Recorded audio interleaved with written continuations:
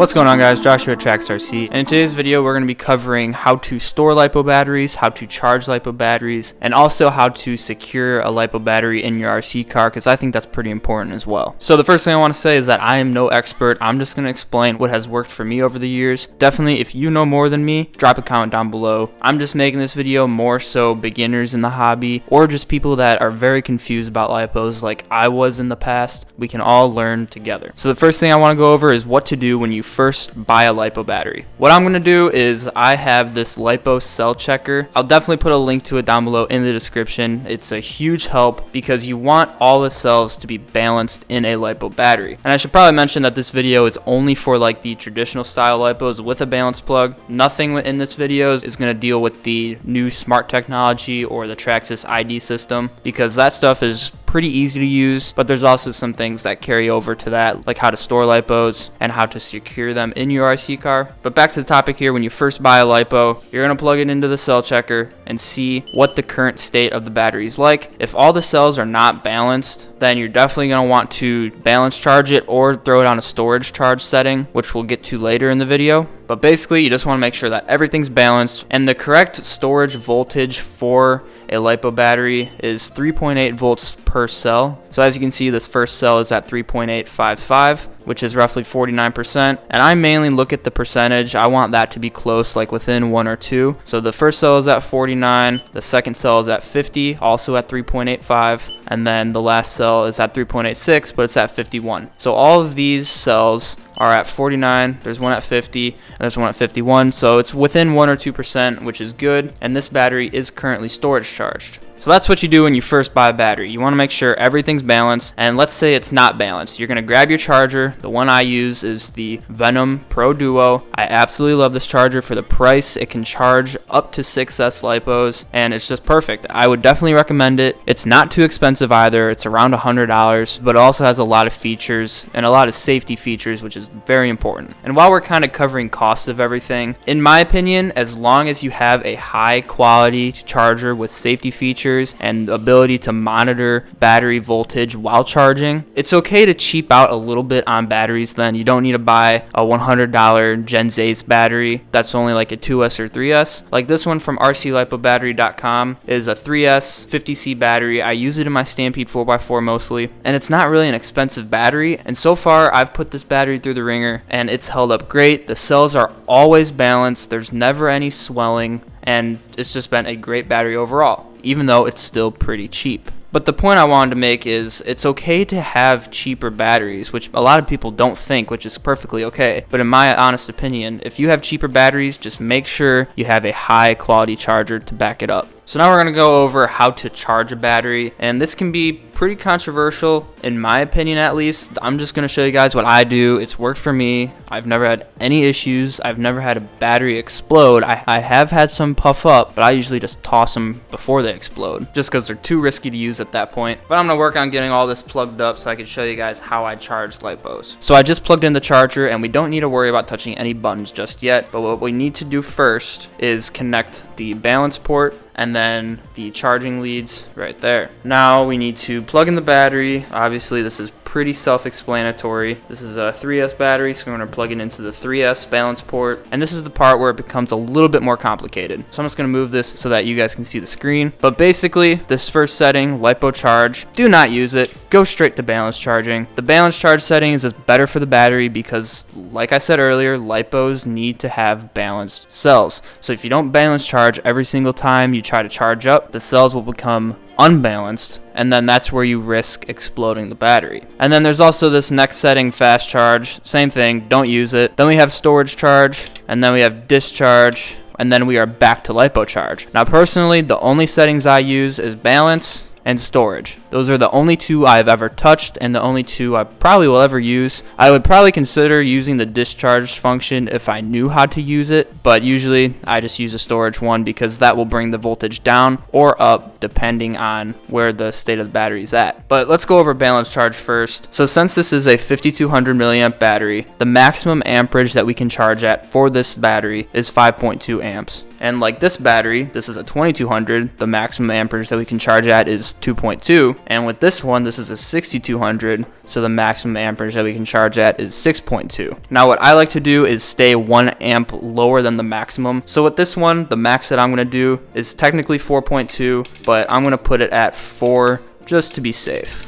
I just like to round down to the nearest number, because the higher amperage that you charge at, it's going to be more stress on the battery, and we just don't want that unwanted stress. So it's technically going to take a little bit longer to charge at 4 amps, but as long as the battery's safe, that's all that matters in my opinion. So now we're going to change this. Obviously this is not a 2S battery. If this was a 2S battery, like this one right here, then we would just leave it as is, but it's not, so we're going to increase that to 3S, and then we can begin charging by holding down the start button. And then it will stop charging once all cells are balanced and once they're all at the maximum voltage of 4.2 volts. So that's what I do with balance charging. Now when we go to storage charging, you want to use this feature if you don't plan on using a battery after about a week. Me personally, I only drive RCs on the weekends because that's just what my schedule allows. So every time I'm done using a battery, if I don't plan on using it again in the same weekend, I just put it directly on a storage charge, so then it's ready for the next weekend. Now specifically on the Pro Duo charger, you can only storage charge on 1 amp for the maximum. You can drop it down, you just can't bring it up anymore. So I usually just leave it all the way up at 1 amp because it takes forever to even do it on 1 amp. I mean, I bet this battery can storage charge for probably 3 to 4 hours. So of course, we continue. This is a 3S battery, so we're going to leave it at that. And then we would hold down start, and it's going to storage charge until each and every cell is balanced at 3.8 volts, which is the storage voltage for a LiPo battery. And then once it's done charging, I would disconnect the battery, pull apart the balance plug and the discharge plug. And then what I do is I have these Trax battery indicators, and there's 3 different colors. There's the green one, which indicates a full charge that is completely balanced. And then there's the gray one, which indicates a used battery that is not balanced nor storage charged. And then there's the blue one, which indicates a storage charge where all the cells are at 3.8 volts. So me personally, once I'm done balance charging a battery, I'll use my Trax adapter and then throw the green one on it to indicate that the battery has been balance charged and is ready to use. Or if I'm done storage charging, I'll put the blue one on to indicate that the battery has been storage charged and it's ready to be stored for the week. Now if I just used a battery, whether or not I completely drained it to the LiPo cutoff or I just used it a little bit, either way, I put the gray one on to indicate that I need to either balance charge it or storage charge it. Now these things aren't cheap. They come with 4 of each color for $8, I believe. And as you can see here, I just stockpile them, and this isn't even all of them because I have a lot of batteries and most of them are storage charged now, so pretty much all of the blue ones are gone. But as you can see, I love these things. Now even if you don't use the Trax plugs, you can be like me and buy the adapters for whatever type of connector you like to use. I have a mix of different connectors. I have mainly Deans. I have a few batteries that are Traxxas, so they have the specific Traxxas plug. And I also have 2 batteries with EC5 plugs for a new RC that I'm getting. So I just buy adapters for everything, so then I can use the Traxxas indicators to indicate the status level of each and every one of my batteries. And it makes it super simple. There's other things that you can do. You can group them in like different piles, which I really would not recommend. And I'll get to why here later in the video. But I found that the Traxxas indicators work best for me. So that's how to actually charge your battery, but now I want to go over how to protect the charger and the surrounding area when charging. This is something you guys have never seen before, but this is the rest of the studio, and this is the charging station right here. And as you guys can tell, there is nothing around it. And the main issue when charging a battery is protecting everything around it in case the battery starts to puff up and explode. So I've made this little contraption here that I haven't really had to test out. I've never had a battery explode, but in the event of an explosion, it should do the trick and maybe protect the charger too. So what I got here is a cinder block here and a cinder block here for my Traxxas charger, which I'm not going to get into. But for the Venom charger, I charge on this side. So then basically the charge leads go into each cavity of the cinder blocks. So then there's a wall basically between the battery and the charger. And then I'll start the charger, put on the correct setting, and then it's hard to do one-handed, but I cover that entire cavity with this bag of sand. And why do I do that? It's because if a battery were to start on fire, it's going to burn through the plastic of the bag, and then sand will just fall on the battery and put out the fire. and that way the charger should be safe, and then there's also nothing in the area to light on fire because the floor is all concrete. So that's what I do to charge everything, and then when I'm storage charging, this is what I did. I know, just bear with me, but the thought process is there, and this is all super safe in my opinion. So let's say I just got done storage charging this battery on the charger. What I'm going to do is throw the Trax adapter on, put the blue indicator on, and then I'm going to throw it in one of the cavities between all of these cinder blocks, and this is where I keep all my batteries. As you can see, each battery is in its own little cubby, and if one were to light, I don't think the rest of them will. And there's also nothing around this area. Now periodically too, I will pull every single one of these batteries out, use that charge indicator, and check each cell voltage to make sure they're all balanced. And if they're not balanced, I'll storage charge them. But that's the thought process behind this. I know it looks ghetto, but it works and it's safe. Now just recently, when I pulled out all the batteries, this is like 2 days ago, I found this one battery, and it's one of the Fluorion 3S batteries that I have, and every single cell was not balanced. I'll pull it out here to show you guys, but here's the Fluorion battery right here, and one of the cells was at 1%, one was at like 10, and one was at 35, plus there is a little bit of swelling going on, which is going to be hard to tell on camera. But this battery is dead. I do not want to charge it. I do not feel comfortable ever using it because it always gets puffed up after each and every run. So it's time for this battery to go. And what I do when I dispose of a battery is I cut off the plug and the wires so that I can keep them for later use maybe and have them just as spares. But when you cut them off, you want to make sure that you cut the positive longer than the black wire or vice versa, just so that the connections do not touch and you short out the battery, because that will instantly cause a fire. And then once you cut them at different lengths, you want to wrap tape around them or heat shrink as I did, and then do the same process for the balance port. You don't really have to do that, but I just like to have extra stuff. So I cut each wire at a different length and then wrapped electrical tape around each end, and now I'm just waiting for a good day to dispose of this battery. But in the meantime, I have it stored in my LiPo safe case, so then if it were to go up in flames, the case will do a pretty decent job of protecting the surrounding area, but it's not going to completely stop a fire. And since it won't completely stop a fire, that's why I keep it in this bottom section of this empty toolbox, because it's completely metal and it's just a safe spot to store it. So I would just throw it in there, and I just leave it in there until I'm ready to dispose of it. And the only thing by this toolbox is my radios, which I don't see how those can get damaged by a LiPo fire all the way down there. And there's nothing in these drawers. This one doesn't even open.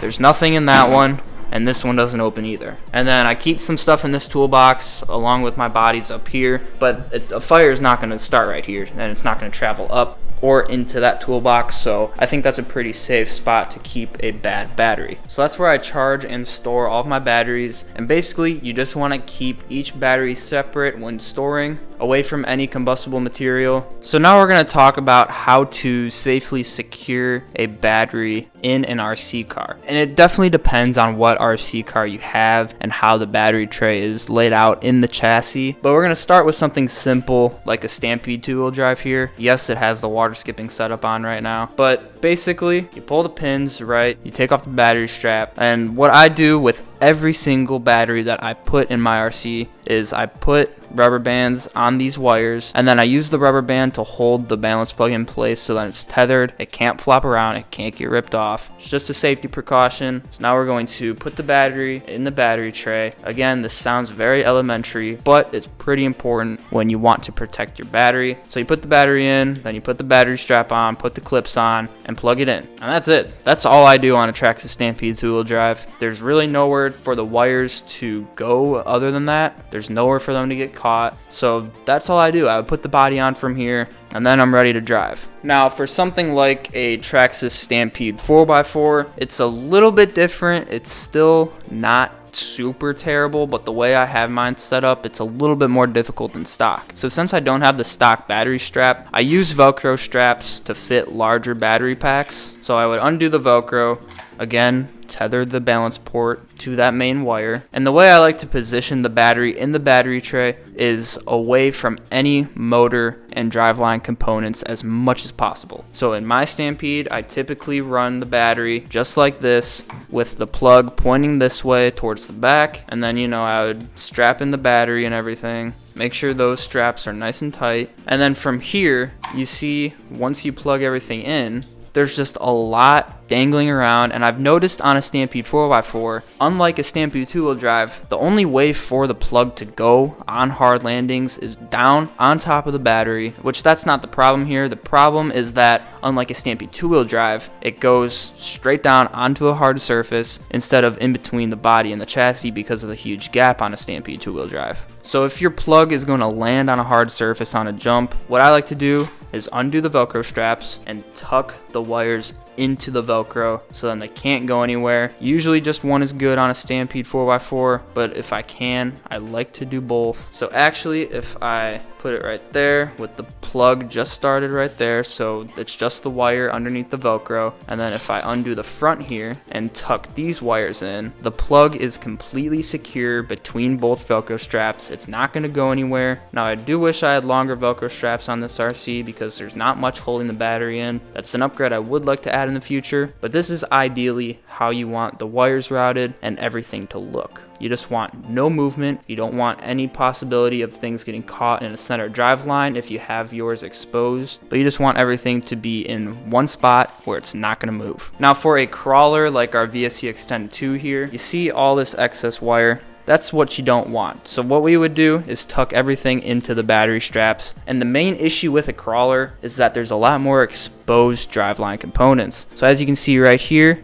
just with the ESC plug dangling, it's just wrapped up in the suspension. It could get caught in the driveline. It could get ripped off between the links. It's just not a good scenario if any wire gets jammed between a drive shaft and the chassis rail. Plus, it could be resting on the motor, and then you melt the wire, short something out when the positive and negatives touch. That's not a good scenario either. So make sure that the wires are routed in a way that keeps them off of any driveline components. Now the last thing that I want to talk about with securing your battery in an RC car is ARMA vehicles. Now I don't have an ARMA with me, which I really should, and it's killing me, but it hasn't come in yet, and that's all I'm going to say about that. But basically with ARMA cars, their battery trays on like the 3S and the 4S lineup are not straight edged, and you really need a hard case battery if you have an ARMA 3S or 4S. For the 6S and 8S, I can't speak for those. I'm not too familiar with the battery trays on them. I do think that they are a little bit better than the 3S and 4S as for rough edges that can puncture the battery, but you really do want a hard case battery for ARMA cars. Yes, with my friend's RCs, he has multiple ARMAs that I use on the channel pretty often, and I always use my 3S batteries, which I do not have any hard case 3S batteries. But when I use my soft case in his 3S ARMAs, I always, every single time, make sure I surround the battery completely in foam, so then none of the rough edges on the battery tray can puncture the battery on a hard landing. So that's the first thing about ARMAs. Make sure you're using a hard case battery, and if not, surround that soft case battery in foam. Now another thing with ARMAs, specifically the 3S and 4S lineup, because I feel like those are more at the beginner level than the 6S and 8S, so that's why I'm only talking about the 3S and 4S. But with those two categories of ARMAs, there is exposed driveline components everywhere. And like I said, there's the rough edges of the battery tray, and there's just a lot more for wires to get caught. I don't love that about ARMA. I like how Trax has everything, like with the Stampede 4x4, everything is completely covered. There's really nothing for wires to get caught on, but it's something that we have to worry about with the ARMA cars, and it's something that we must acknowledge. So when you put your hard case battery in an ARMA car, you want to make sure that you make good use of the wire management features in the chassis. If you look around on an ARMA car, like let's say the Granite, there's a clip right on top of the spur gear to put your wires. There's a clip by the servo, and then you could also make use of the Velcro because the straps are very long. You can tuck a ton of wires in them, and then once you make use of all that wire management, the cables are even more secure. than my Stampede 4x4. So that's everything I have to say about securing a LiPo in an RC car. And the last thing that I want to go over is how to choose a LiPo battery specifically for your RC. Again, the size of the battery does matter. Typically, manufacturers like Arma will have the maximum battery dimensions on their website. I had to make use of it when I ordered my new Arma that's coming in. And a lot of times with these cheaper brands on Amazon, they will also put the dimensions in the description of the battery. So yeah, that's the first thing. Make sure the battery fits. And the second thing is make sure it can push out enough power for the battery. Now, I'm not no genius in this category whatsoever, but we're going to start real basic here. If your RC cannot run LiPo batteries, don't even bother with the LiPo. Just start off with that nickel metal hydride and maybe upgrade to a new power system or a new RC car that can handle LiPo in the future. That's the most basic you can get. Now, if you get a very basic brushed RC car, like a brushed / two-wheel drive, which can run on a 2S LiPo or a nickel metal hydride battery. Now, what you want to make sure of is if you started out on a nickel metal hydride, you want to be sure to change the setting of the ESC to have the LiPo mode on when you transition from the nickel metal hydride battery to the LiPo battery. And what that LiPo mode has over the nickel metal hydride mode is low voltage cutoff, or LVC. And basically, once each cell of the LiPo gets below a certain voltage, I don't even remember what it is off the top of my head, but there's like a safe voltage that the battery can be drained to, and it's the lowest one that it should be drained to. And that's where the LVC kicks in. Once it hits that voltage, or a little bit higher than it, I think it actually is, just for safety reasons, but once it hits that voltage, it cuts out and you can no longer drive the RC. So that's the first thing. If you switch from nickel metal hydride to LiPo, be sure to have LiPo mode on. Now, if you make the step up to a brushless system, like let's say a brushless / VXL, again, you can run a nickel metal hydride battery with that system, but most people run 2S or 3S. So it's the same system in my Stampede two-wheel drive here. And if you run the 2S, make sure you have LiPo mode turned on. Like I said, for any ESC that is running a LiPo, you want to make sure LiPo mode is turned on. And then you also want to make sure that you're not using a battery that you shouldn't be using. So let's say I bought a ginormous 3S battery. I'm talking like 10,000 milliamp hour, 200C, just off the wall power and acceleration. Now, I don't know for a fact, but I'm just going off a complete educated guess here that that battery is not going to work, even though it's a 3S battery, with the Traxxas VXL3S system. And that's just because it's going to push out too much current, hence the 200C, for the ESC and the motor to handle. So a lot of times with manufacturers, I'm just going to say Arma for an example, they will have a maximum size or a minimum size for the battery that you should be running. So for example, for an Arma car, let's say it's a Granite 3S truck. I don't know what the actual limit is, so I'm just going to make up numbers here. But let's say you can only run a 5000 35C or higher. Then you should not run anything below that. Or if it says you can't run anything higher than a 7000 milliamp hour or higher than a 100C battery, you should not run anything higher than that, because that will just overload or not give enough power to the electronics. So you want to make sure you're in that happy medium, or a little bit higher or a little bit lower, depending on your driving style and your driving skills. And I want to explain C rating here. I know that there's a correlation between the milliamps and the C rating. I'm not too sure what it is and what that means, but basically 5200 milliamp hour, that's your runtime. The higher that number is, the more runtime you're going to get. And then the C rating, that's kind of like your fuel pump.